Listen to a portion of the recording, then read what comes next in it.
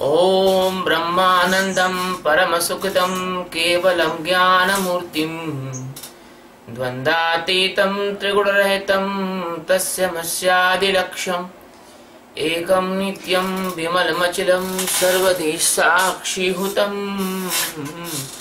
भावातीतं गगनसदृशं सद्गुरुं तं नमामि।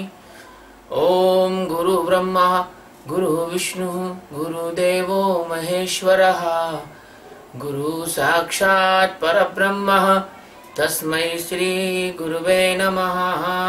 ध्यानमूलं गुरुमूर्ति पूजामूलं गुरुपदं मंत्रमूलं गुरुर्वाक्यं मोक्षमूलं गुरुकृपा।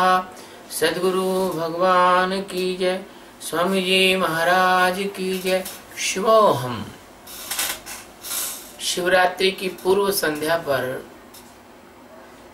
आप लोगों के प्रेम की वजह से मुझे ऐसा सौभाग्य प्राप्त हुआ, मैं आपसे शिव तत्व के बारे में चर्चा करूं।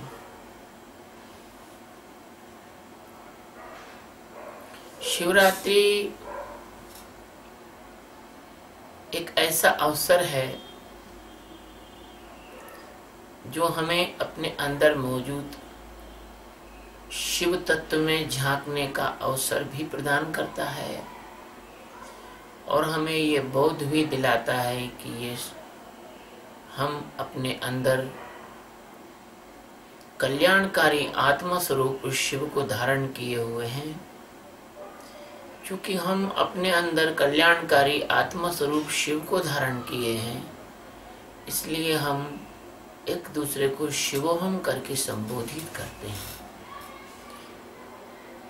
जो लोग आलोचक प्रकार के होते हैं या जो लोग नकारात्मक वृत्ति के होते हैं, वो शिवोहम बोलने पर ऐसा सोचते हैं कि हम ऐसा बोल रहे हैं कि हम शिव हैं।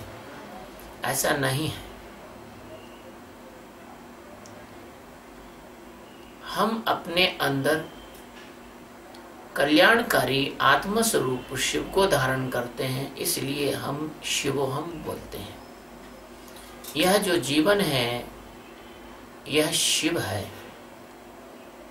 और यह जो माया है यह शव है। जीवन है तो शिव है, जीवन के टूटने पर फिर यह शरीर शव हो जाता है। तो इस बात का प्रतीक है, द्योतक है कि यदि हम जीवित हैं तो 100% हमारे अंदर शिवत्व है तो ही हम जीवित हैं। क्योंकि शिव की जो जीवन शक्ति है उसकी वजह से ही हम जीवित हैं। शिव के बारे में बोल पाना तो बड़ा कठिन है, क्योंकि शब्द के परे है वो, वहां कोई शब्द पहुंच नहीं सकता। जैसे कोई बहुत ज्यादा कंगला भुखड़ा और किसी विश्व सम्राट के वैभव के बारे में कल्पना भी नहीं कर सकता, ऐसे ही तुम्हारे समस्त भाषाएं, 300 भाषाएं और 3000 बोलियां, इनमें ताकत नहीं कि शिव के बारे में कुछ बोल सके। लेकिन फिर भी चूंकि तुम भाषा को ही समझते हो, इसलिए भाषा के माध्यम से ही थोड़ा बहुत तुम्हें समझाना आवश्यक है। जैसा तुम समझ रहे होगे, शिव तत्व के कारण ही यह जीवन है। शिव यानी सच्चिदानंद परमात्मा। जहां ब्रह्मा विष्णु और महेश 3 शक्तियां का जो उद्गम है और ऐसी कई 3 शक्तियों का उद्गम है, वह है सच्चिदानंद परमात्मा। एक कथा आती है हमारे भारतीय साहित्य में, एक कथा आती है। एक बार शंकर मतलब एक बार ब्रह्मा जी को एक ऐसा लगा कि मैं ही बहुत बड़ा हो गया हूं, तो भगवान सद्गुरु से उन्होंने पूछा कि भगवान मैं तो पूरी सृष्टि बनाता हूं, तो मैं ही तो सबसे बड़ा पद तो मेरा ही होना चाहिए। तो भगवान ने कहा कि ऐसा ही है, कोई बात नहीं, लेकिन चलो आपको घुमा के लाते हैं। तो भगवान उनको लेकर एक बहुत बड़े प्लेनेट पर गए। न जाने कितनी दूर आकाश गंगा में वह एक प्लेनेट था। वहां विशेष प्रकार के कुछ वाहन जा रहे थे। उन वाहनों में छोटी छोटी घंटियां बज रही थी, वो वाहन जा रहे थे। रात का समय ब्रह्मा जी ने भगवान से पूछा कि ये वाहन में क्या, ये वाहन कौन, क्या जा रहे हैं? तो अरे सोजा से कहीं जाते थे। ब्रह्मा जी ने कहा नहीं, ये मेरी जानकारी में तो कुछ ऐसा मेरा बनाया हुआ तो इसमें दिख नहीं रहा है। तो ब्रह्मा जी को उत्सुकता हुई, तो वो वाहनों के पीछे गए। तो वाहनों की इतनी लंबी कतार थी कि मीलों लंबी कतार थी। ब्रह्मा जी की दिव्य गति से ब्रह्मा जी पूरी कतार को नहीं देख पाए। तो उन्होंने जो वाहन चला रहा था उससे पूछा, भैया इसमें क्या है? तो उसने कहा खुद ही देख लो। तो उन्होंने पीछे जाके देखा, तो एक एक वाहन में 12-12 ब्रह्मा जो है वो बैठे हुए थे, और ऐसे कई वाहन। तो भैया इनको कहां ले जा रहे हो? तो बोले कि इनका ट्रांसफर हो गया है, इनको दूसरी सृष्टियों में भेजा जा रहा है। तो परमात्मा की सृष्टि ऐसी अनंत है, इसमें अनगिनित तो ब्रह्मा है, अनगिनित ब्रह्मा है। तो शिव तत्व क्या है? शिव तत्व यह है कि जब परमात्मा तुम्हारे अंदर जीवन के रूप में उतरता है,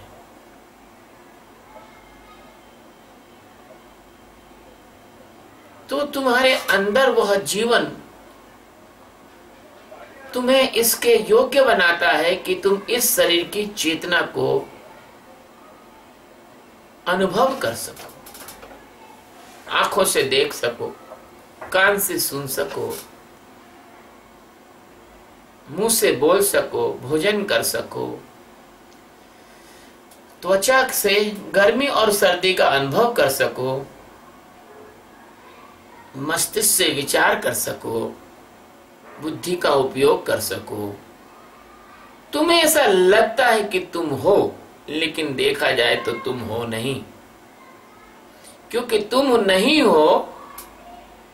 वही परमात्मा तुम्हारे अंदर, जैसे दर्पण में सूर्य का प्रतिबिंब दिखता है, 1,00,000 दर्पण जमीन में बिछा दो और सूरज उगा हो तो 1,00,000 सूरज दिखेगा, एक सूरज 1,00,000 दर्पण में दिखेगा।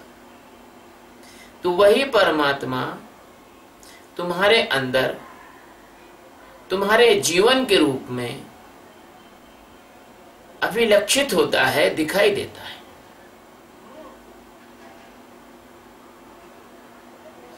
और तुम परमात्मा को न जानकर, और वो जो चमक दमक है कांच की, उसमें जाके तुम भ्रमित हो जाते हो और अपने स्वरूप को नहीं जानते हो।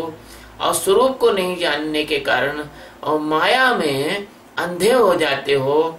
जब माया में अंधे हो जाते हो, अपने स्वरूप को नहीं जानते, तो दर्पण जब टूटता है तो तुम सोचते हो कि तुम टूट गए। तुम तो सूरज का प्रतिबिंब थे, तुम तो आत्म स्वरूप थे, तुमको भला कौन तोड़ सकता है? दर्पण के टूटने से सूरज तो टूटता नहीं। लेकिन कोई सद्गुरु यदि मिल जाए और आपको अच्छी तरह से समझा दे कि दर्पण के टूटने से सूरज नहीं टूटता, शरीर के जाने से आत्मा नहीं मरती, आत्मा यानी सूरज एक ही है और उसके प्रतिबिंब अनेक हैं।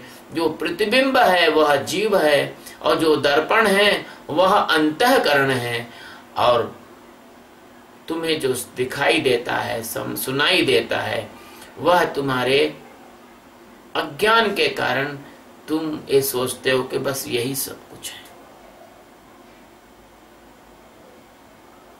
तो जो शिवत्व में जाग जाता है उसको शरीर के छूटने का या शरीर के मरने के साथ वो मरता नहीं, और शरीर के जन्म लेने के साथ वो जन्मता नहीं है। जो शिवत्व में जाग जाता है वो शाश्वत परमात्मा में जाग जाता है। ये शिवरात्रि का अर्थ है कि तुम्हारा शिव जो शिव तत्व है वह रात्रि यानी माया के अंधकार में तुमसे अज्ञात है, तुम उसे जानते नहीं। तुम्हारे जीवन में शिव सूर्योदय हो, शिव का सूर्योदय हो, तुम जानो तो संभव है कि तुम्हारे जीवन का कल्याण हो सकता है। कहते हैं कि कर्पूर गौरम, भगवान शिव जो है कपूर के समान श्वेत गौर हैं, गौर वर्ण है। क्यों कहा गया? क्योंकि भगवान शिव जो हैं वो काले नहीं हैं, और भगवान शिव जो हैं वो प्रकाशित ज्योति के समान है। करुणावतारम, वो जो हैं सदगुरु के रूप में करुणा अवतार लेते हैं। संसार सारम, सारे संसार का कोई सार है तो वही आत्म तत्व शिव है। भुजगेंद्र हारम, काम है, क्रोध है, लोभ है, मोह है, ऐसे सांपों को गले में डालने के बाद भी उन सांपों का उन पर कोई असर नहीं होता। इसलिए ज्ञानी को काम का, क्रोध का, लोभ का, मोह का कोई असर नहीं होता। आज के दौर में लोग कहते हैं अरे ज्ञानी तो अविवाहित होना चाहिए, पत्नी बच्चे वाला नहीं होना चाहिए। क्यों? भगवान राम के पत्नी नहीं थी, क्या वो अज्ञानी थे? भगवान कृष्ण के पत्नियां नहीं थी, क्या वो अज्ञानी थे? ऋषि और मुनियों की पत्नियां नहीं थी, क्या वो अज्ञानी थे? ये मूर्ख लोगों ने इस तरह की धारणा बना दी है। ज्ञान का कोई भी संबंध नहीं है इसमें विवाहित और अविवाहित से। भगवान शंकर जो हैं उनकी पत्नी नहीं है क्या? संसार के सबसे बड़े सद्गुरु माने जाते हैं। तो कर्पूर गौरम, करुणावतारम, संसार सारम, भुजगेंद्र हारम, भगवान के गले में और हाथों में जो सर्प हैं वो इस बात के प्रतीक हैं कि संसार की अत्यंत विषैली से भी विषैली चीजें ज्ञानी पर असर नहीं कर सकती। जब समुद्र मंथन में कालकूट जहर निकला, उसके कारण पूरा जगत त्राही त्राही करने लगा, तो भगवान शंकर ने उसको अपने पीकर गले में धारण किया और वो नीलकंठ कहलाए। यह भी एक बड़ा प्रतीक है कि ज्ञानी तुम्हारा सारा विष पी जाते हैं। ज्ञानियों का सम्मान तुम कर नहीं सकते, जाने और अनजाने में तुमसे ज्ञानियों का अपमान ही हो जाता है, लेकिन फिर भी ज्ञानी मान और अपमान का जहर पी जाते हैं। सदा वसंतम हृदय अरविंदे, उनके हृदय में, हृदय अरविंद, हृदय रूपी कमल में सदा वसंतम, हृदय रूपी कमल में सदा आनंद ही आनंद का निवास, बसंत ऋतु का जैसा आनंद होता है। और भवम, भवम यानी जिसके होने से सबका होना है। भव यानी होना, मातृ देवो भवा, पितृ देवो भवा, आचार्य देवो भवा यानी होना। जिसके होने से सारे जगत का होना है, जो सारे जगत का अस्तित्व है, उनको भगवान शंकर कहा गया है। भवम भवानी, उनके होने के कारण योग माया, प्रकृति और परा प्रकृति, अपरा और परा प्रकृति इस संसार की रचना की भ्रांति खड़ी कर सकती हैं।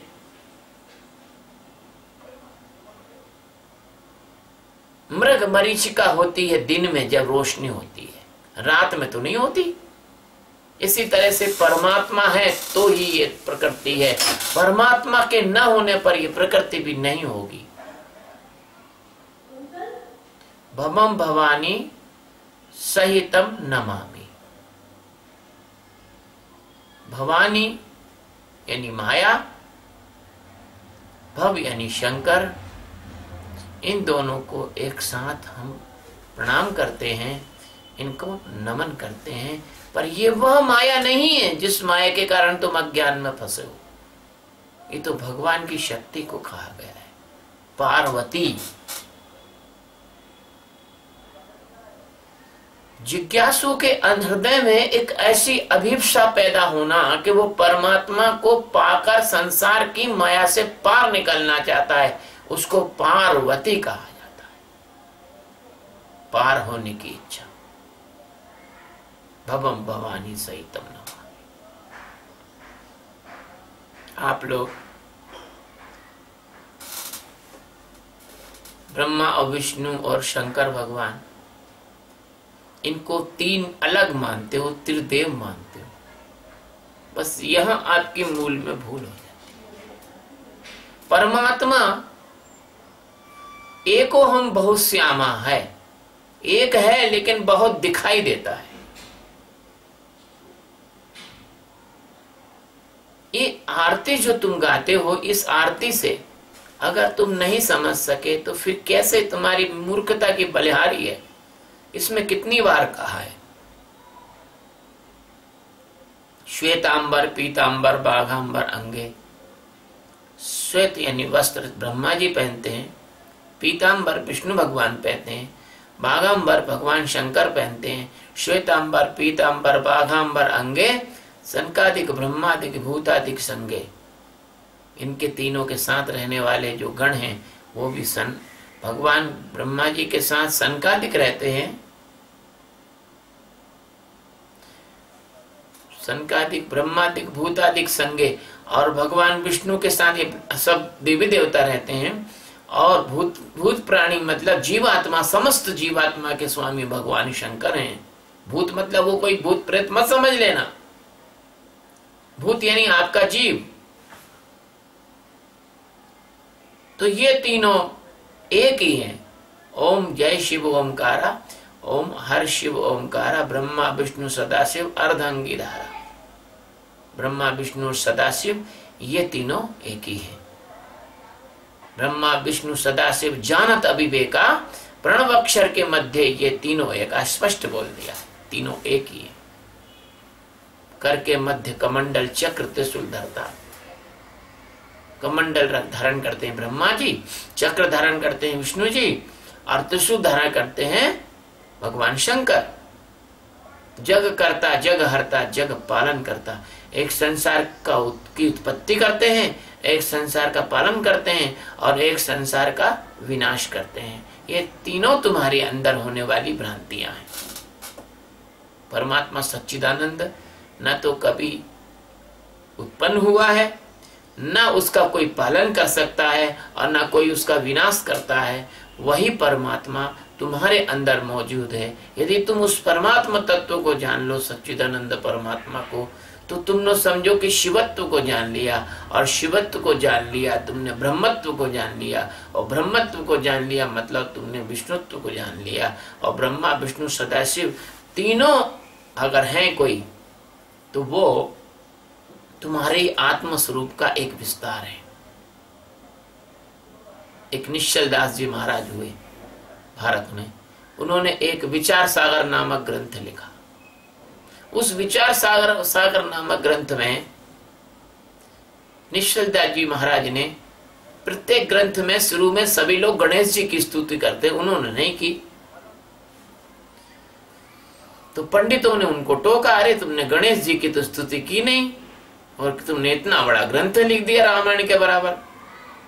तो उन्होंने कहा, उत्तर दिया कि अगम अपार स्वरूप ममा लहरी विष्णु महेश रवि शशि चंदा वरुण यम भानु खगेश गणेश। आखिरी में गणेश जी का नाम। उन्होंने कहा, मेरा जो स्वरूप है, जो मेरा स्वरूप जो परमात्मा में जाग जाता है, वो यही कहता है कि मेरा स्वरूप, जो मेरा स्वरूप है वह अगम है, अपार है। अगम अपार स्वरूपम, मेरा स्वरूप अगम और अपार है। और लहरी विष्णु महेश, और मेरा जो स्वरूप रूपी सागर है, समुद्र है, उसकी जो बड़ी बड़ी लहर है वो कौन है? विष्णु और महेश है। ब्रह्मा विष्णु और महेश उसकी लहर है। रवि यानी सूर्य, शशि यानी चंद्रमा, रवि शशि चंदा, वरुण यानी जल के देवता वरुण, यम यानी यमराज, ना, ये सब जो है रवि शशि चंदा वरुण यम और भानु ऐसा कुछ है, महेश खगेश गणेश। तो ये सब जो हैं, गणेश जी हुए, ये नव ग्रह हुए, देवी देवता हुए, ये छोटी छोटी लहरें हैं मेरे स्वरूप की। यदि तुम अपने स्वरूप में जाग जाओ, यदि तुम अपने आत्म स्वरूप को जान जाओ, तो ये सारे देवी देवता तुम्हारी सेवा करेंगे, तुम्हारे नौकर हो जाएंगे। तुम इनको ऐसा मत समझो कि कोई ये तुम्हारे को तुमसे बड़े हैं। नहीं, इस मनुष्य जन्म को लेने के लिए इंद्र भी तरसता है, क्योंकि इंद्र के जन्म से, इंद्र के स्थान से कभी परमात्मा का आत्मज्ञान नहीं हो सकता, जीवन मुक्त महापुरुष नहीं हो सकता, और ब्रह्म के स्वरूप में रूपांतरित नहीं हो सकता। देवी देवताओं की अपनी भूमिका है, जैसे मनुष्यों की अपनी भूमिका है, मुख्यमंत्री, प्रधानमंत्री, राष्ट्रपति, कलेक्टर, इनकी भूमिका है। ऐसी देवी देवताओं की सृष्टि में भूमिका है, वह भी विभिन्न प्रकार के इंद्रियों के कार्यों के संचालन में के स्वामी होते हैं। लेकिन अगर तुम आत्म स्वरूप में जाग गए तो तुम सच्चिदानंद परमात्मा हो जाओगे, और तुम सच्चिदानंद परमात्मा हो गए तो ये लहरें जो हैं, ये तुम्हारे सागर की लहरें तुम्हारे सामने तुच्छ हो जाएंगी, छोटी हो जाएंगी। शिवरात्रि तुम्हें उसी सच्चिदानंद परमात्मा में जगाने के लिए एक शुभ अवसर है। और मेरी बात को नहीं मानते हो तो आगे भी सुन लो कि भगवान शंकर के विषय में जितनी जितनी स्तुति हुई है, उन सारी स्तुतियों में डंका पीट पीट का कहा जा रहा है कि भगवान शंकर में जागने का मतलब है कि अपनी आत्मा में जागना। जैसे कहा गया है, नमामि शमीशान निर्वाण रूपम, कैसे हैं वो निर्वाण रूप है। विभुम व्यापकम ब्रह्म वेद स्वरूपम, सारे जगत में वो व्याप्त हैं और वही ब्रह्म है, वही ज्ञान है, और ब्रह्म और ज्ञान का वही स्वरूप है। निजम, वो तुम्हारी निज आत्मा है। निर्गुणम, वो सतोगुण रजोगुण तमोगुण से परे है। निजम निर्गुणम। निर्विकल्पम, वो ऐसे हैं, वहां कोई विकल्प नहीं है। जैसे आप कल कहा था, गीता के श्लोक में बताया था, छठे अध्याय के 3 श्लोक में, कि जब संकल्प और विकल्प का नाश हो जाता है तभी परमात्मा का साक्षात्कार का द्वार खुलता है। तो भगवान शंकर कैसे हैं? निर्विकल्प हैं, विकल्प नहीं है। शंकर सहज स्वरूप समारा और लगी समाधि अखंड अपारा। इसका मतलब ये नहीं कि आंख बंद करके सो रहे हैं, समाधि लग गई, नहीं। परमात्मा में जो निरंतर जाग गया, उसकी समाधि अखंड अपार लग जाती है। वो जीवित रहते हुए भी परमात्मा में ही रहता है, और वो जीवित रहते हुए भी परमात्मा तत्व का साक्षात स्वरूप होता है। निजम निर्गुणम निर्विकल्पम निरीहम, वो ऐसे हैं, अकेले हैं, उनका कोई साथी नहीं हो सकता, क्योंकि दूसरा होता ही नहीं है। तो वो अकेले ही सारे जगत में व्याप्त हैं, जीवन के रूप में, शक्ति के रूप में, परमात्मा के रूप में। समस्त प्रकार की पवित्र देवी देवता जो भी तुम मानते हो, जो भी तुम जानते हो, जो भी तुम्हारी कल्पना है, वहां वो अकेले ही व्याप्त है, निरीह है, केवल्य है वो। फिर कैसे हैं वो? चिदाकाश माकाश वासम भजे हम। वो इस चित्त रूपी आकाश में भी है और महाकाश में भी है और अनंत आकाश गंगाओं में भी वही है। चिदाकाश माकाश वासम भजे। निराकार ओंकार मूलम तुरीहम। वो निराकार है, उसको उनका सबसे पहला शब्द जो है वो ओंकार है। निराकार ओंकार। मूलम तुरीहम, वो तुरीय अवस्था के मूल हैं, जहां जागृत स्वप्न सुसुप्ति तीनों अवस्थाएं नष्ट हो जाती हैं। तो ज्ञानी जिस अवस्था में जीता है, लोग कहते हैं, हाना पूछती है कि ज्ञान होने के बाद कैसे जिएंगे? अरे ज्ञान होने के बाद ज्ञानी तुरीय अवस्था में जीता है। इस जगत की माया को लात मार देता है। जगत की माया से मतलब नहीं है ज्ञानी को। ज्ञानी का तुम मान करो, सम्मान करो, अपमान करो, कोई मतलब ही नहीं। ज्ञानी तुम्हारे इससे कोई मतलब ही नहीं रखता, यहाँ जीता ही नहीं है। वो दिखता है यहाँ, लेकिन तुम उसको छू नहीं सकते। निराकार ओंकार मूलम तुरीयम, तुरीय अवस्था में रहते हैं वो। गिरा ज्ञान गौती तमीशम गिरीशम। गिरा बोलने, शब्द, भाषा से परे हैं। ज्ञान उनको जाना नहीं जा सकता, जानने से परे हैं। वो हुआ जा सकता है, एक बार जाना उसमें हो जाता है, उसमें रूपांतरित हो जाता है। गिरा ज्ञान गौती तमीशम। इंद्रियों से परे हैं वो। गो यानी इंद्रियां, गौती। गिरा ज्ञान गौती तमीशम परेशम। गिरा ज्ञान गौती तमीशम परेशम। गो गिरा यानी वाणी, ज्ञान यानी तुम्हारा सारा जानना, तुम्हारी विद्वत्ता, तुम्हारी वैज्ञानिकता, तुम्हारा विज्ञान, तुम्हारा अन्वेषण, तुम्हारा साहित्य, सब कुछ उसको जान ही नहीं सकता। इससे सबसे परे है वो। बेकार है, दो कौड़ी का कूड़ा कचड़ा है ये सब तुम्हारा। अगर परमात्मा का बोध हो गया तो कोई परमात्मा का जिसको बोध हो गया उसको ये इस प्रकार से जान ही नहीं जा सकता। न वैज्ञानिक उसको जान सकते, न साहित्यकार उसको जान सकते, न कवि उसको जान सकते, कोई उसको जान नहीं सकता। न भाषा भी तो उसको जान सकते। गिरा ज्ञान गौती तमीशम गिरीशम। वह संसार की जितना भी अज्ञान है, उस अज्ञान को कॉन्कर करने वाले विजेता उसके ईश्वर हैं। ये अज्ञान जो है उनके सामने जो है पैरों की धूल के नीचे पड़ा हुआ है। गिरीशम, और वो इतने ऊंचाई पर है कि जितना ऊंचाई पर तुम्हारी कोई कल्पना नहीं पहुंच सकती। वह परमात्मा इतना ऊंचा शिखर है। इस तरह से कहा गया है तुम्हारी भाषा के हिसाब से कि दुनिया का सबसे ऊंची चोटी है वह परमात्मा। करालम महंकाल कालम कृपालम। और उनके बराबर कोई भयानक नहीं है, उनके बराबर कोई कराल नहीं है, क्योंकि काल को भी वो खा जाते हैं। काल भी उनमें समा जाता है, जैसे ब्लैक होल में सब कुछ समा जाता है, ऐसे परमात्मा में काल भी समा जाता है। करालम महंकाल कालम कृपालम। और महाकाल है वो, महाकाल। ये उज्जैन वाले महाकाल की बात नहीं हो रही है। अनंत अनंत आकाश गंगाएं जिसमें ऐसे जाके चूर चूर हो जाती हैं, जैसे स्टोन क्रेशर में बड़ी बड़े पत्थर जाके चूरा बन जाते हैं, धूल बन जाते हैं। ऐसे परमात्मा इतना ज्यादा विध्वंसक भी है अस्तित्व। कितना अनंत आकाश गंगा, बड़े बड़े तारे, पृथ्वी के क्षेत्रफल, पृथ्वी के आयतन से करोड़ों अरबों गुना बड़े तारे भी वहां पर ऐसे हो जाते हैं जैसे किसी ने हाथ में लेके छोटे से फूल को मसल दिया हो। आकाश गंगाएं सिकुड़ कर इकट्ठी हो जाती हैं और विलीन हो जाती हैं, डिसअपियर हो जाती हैं।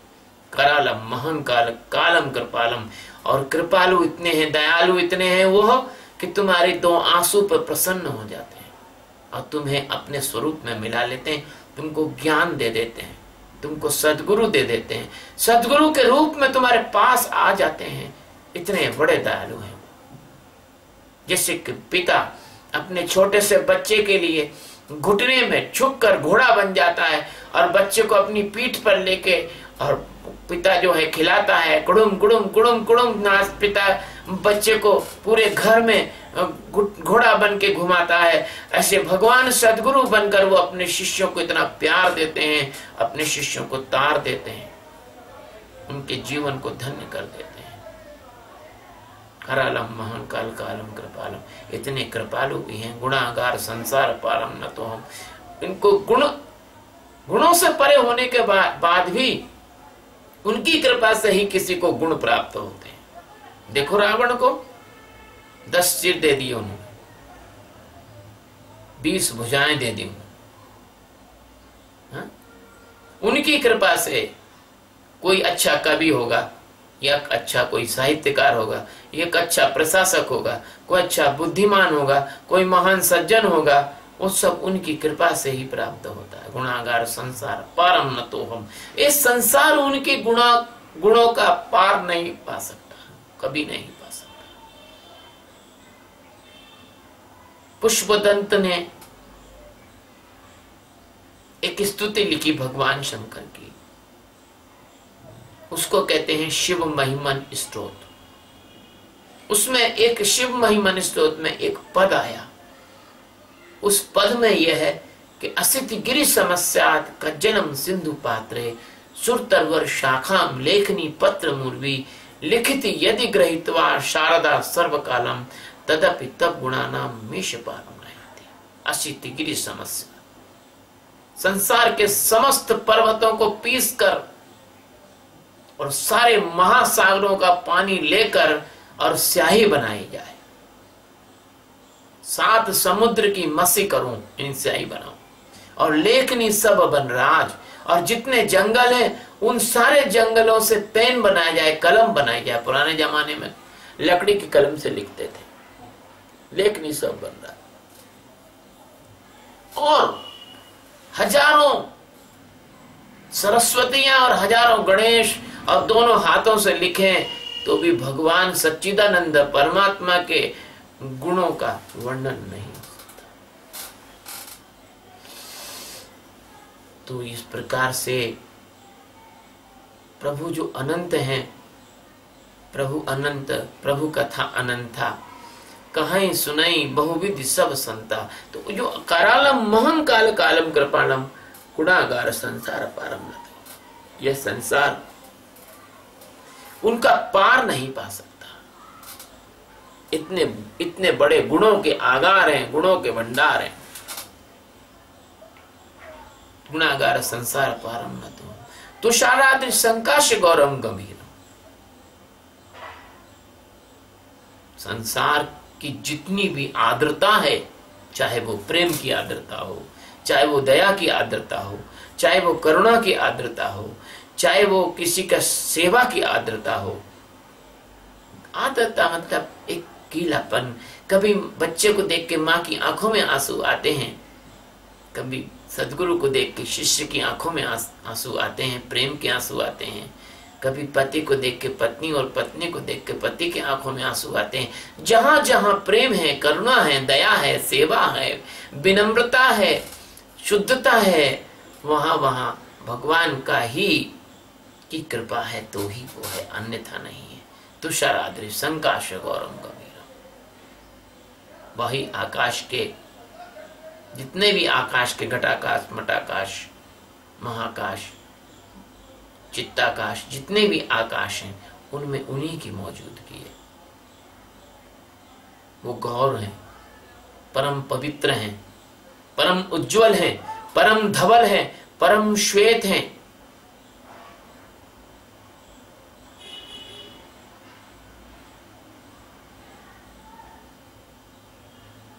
तुषाराद्रि संकाश गौरम, और गंभीर कितने हैं, जैसे सागर की तलहटी में एकदम स्थिरता होती है।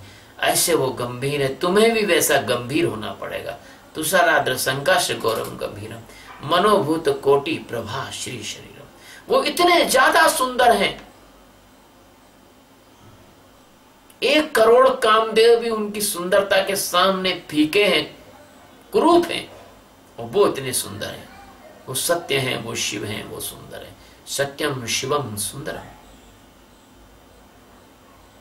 वो सच्चिदानंद परमात्मा है। तुषाराद्र संकाश गौरम गंभीरम मनोभूत कोटि प्रभा श्री शरीरम। उनके श्री शरीर से निकलने वाली जो प्रभा है, चमक है, दिव्यता है, आभा है, उसके बारे में कबीर साहब ने कहा है कि जो 100 चंदा उगवे सूरज चढ़े 1000, ऐसा प्रकाश हुंदिया गुरु बिन घोर अंधार। हजारों सूरज एक साथ प्रकट हो जाएं, आंखें तुम्हारी चौंधी आकर गल के गिर जाएंगी। अगर वो भगवान तुम्हें दिव्य नेत्र नहीं दे तो भगवान का विराट रूप जो है वो अर्जुन नहीं देख सकता था। आंखें गल के गिर जाए, तुम परमाणु बम का विस्फोट नहीं देख सकते आंखों से, भगवान को क्या खाक देखोगे। एक छोटा सा परमाणु टूटता है, उससे निकलने वाली ऊर्जा तुम्हारी देखने की क्षमता नहीं है।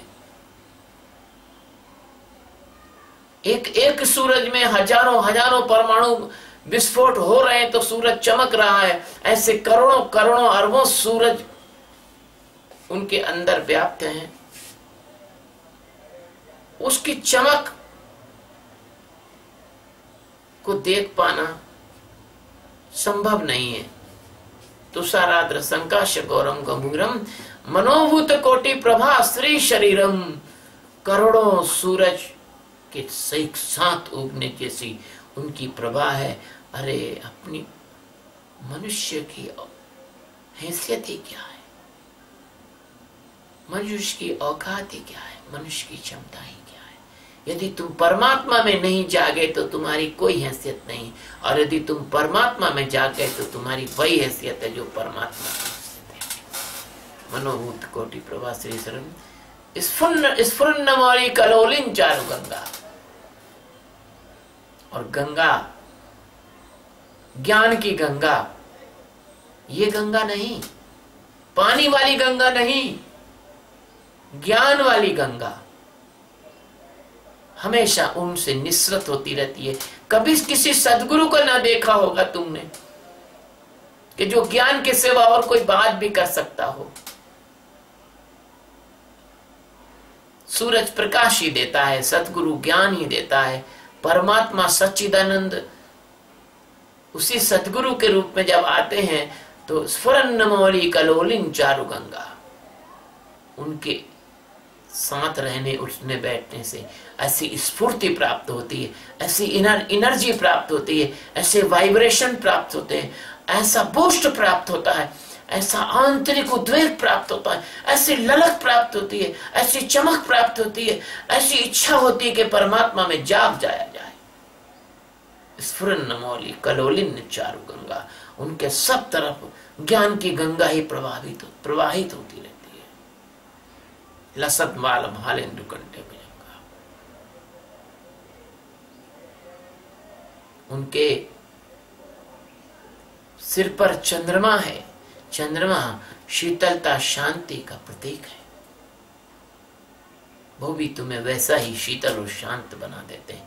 संसार की कोई भी गर्मी, संसार का कोई भी ताप, संसार का कोई भी संताप, संसार का कोई भी दुख, संसार के कोई भी पीड़ा तुम पर प्रभाव नहीं डाल सकती है। इसलिए मैं कई बार तुम लोगों से कहता हूं कि संसार के लोगों से प्रभावित मत हुआ करो, ये इतने काबिल नहीं है। ये जैसे कुत्ते की विष्ठा रास्ते में पड़ी है तो क्या उसकी तुम चिंता करते हो कि तुम उससे प्रभावित होते हो? ये संसार कुत्ते के विष्ठा के समान त्याज्य है।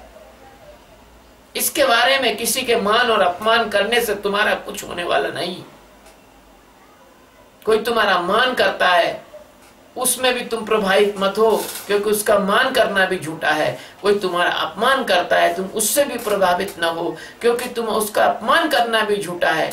लेकिन अगर तुम्हारा कोई मान कर सकता है तो वो सद्गुरु कर सकता है, और अगर तुमको कोई डांट सकता है तो वो सद्गुरु डांट सकता है। इसलिए सद्गुरु के शब्दों पर जरूर तुम ध्यान देना। स्फुरन्न मौली कलोलिन चारु गंगा, लसत बाल बालेंद्र कंठे भुजंगा। और उनके कंठ में, गले में जो भुजंग पड़ा है, नाग पड़ा है, ऐसा नाग जो मात्र किसी को फुंकार दे तो वहीं मर जाए, ऐसा उनके गले में जो नाग है वो तुम्हें सब प्रकार से संसार के बाधाओं से रक्षा करने वाला नाग है।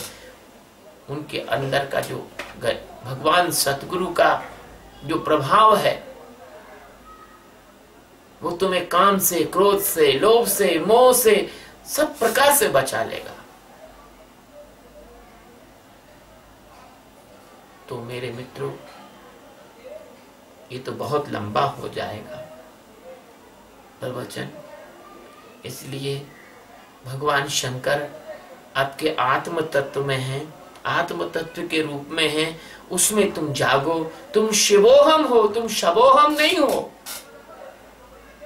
तुम हाड़ मास मलमूत्र की ढेरी नहीं हो, तुम स्त्री पुरुष नहीं हो, तुम किसी देश, तुम किसी प्रांत, तुम किसी जाति, तुम किसी संप्रदाय, तुम किसी रेस, तुम काले गोरे, गरीब अमीर, छोटे बड़े, ये कुछ नहीं हो। तुम सब परमात्मा का रूप हो, तुम सब उसी परमात्मा का रूप हो। तुम परमात्मा से अलग हट गए हो, तुम नींद में सो गए हो, तुम सपने देख रहे हो इस संसार के, इसके वजह से तुम अपने को कुछ अलग समझ रहे हो। तुम अपने शिव तत्व में जागो, तुम ये शव को ढोना बंद करो, ये शव, अपने आप को शव मत समझो, तुम शिवत्व में जागो। यही शिवरात्रि का संदेश है। और कई शिवरात्रि आएंगी, फिर आगे और भी बताया जाएगा। सब एक ही दिन में बता नहीं पाएंगे, क्योंकि इतना समय, इतना विस्तार, ये सब आप फिर सहन नहीं कर पाओगे, क्योंकि आपके पेट में जितनी जगह है उतना ही भोजन आप कर सकते हो, है ना। तो भगवान शंकर के उस करुणा और प्रेम स्वरूप को नमन करते हुए कि जो मेरे सतगुरु के रूप में मेरे जीवन में आए और मुझे शिवत्व में जगाकर आप लोगों के लिए परमात्मा के प्रेम और ज्ञान का प्रसाद बांटने के लिए योग्य बनाया, ऐसे भगवान शंकर के पवित्र चरणों में जो सब जगह हैं चरण उनके, जहां सिर झुका लो वहीं हैं उनके चरण। ऐसे भगवान शंकर के चरण में नमन करते हुए और अपने प्रेमी और भक्तों और शिष्यों को